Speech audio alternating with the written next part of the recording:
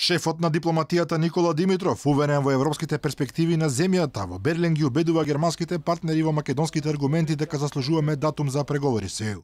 Дводневната посета на Германија ја оцени како клучна за целиот процес. Македонскиот успехот на Република Северна Македонија мора да биде валоризиран и зошто нашиот успех е успех и за Балканот и за Европската Унија, бидејќи немаме луксузот да не искористуваме шанси и да не решаваме проблеми, а денес нашата држава е реално шанса и за пристапниот процес, и за политиката на ЕУ кон Балканот, и за целиот регион.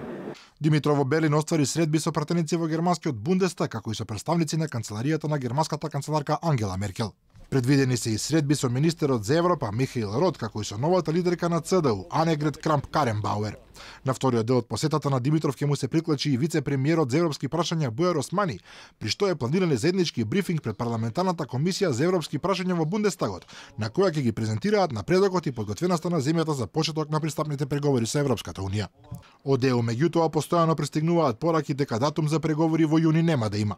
Пратеникот Антонио Милошовски, кој е дел од собраниската делегација во парламентарното собрание на Советот на Европа, од Страсбург порача дека нема да има одлука за преговори, бидејќи Франција, Данска и Холандија сметаат дека Македонија не е подготвена и дека нема доволно добра имплементација на законите, посебно во областа на владењето на правото и реформите во администрацијата.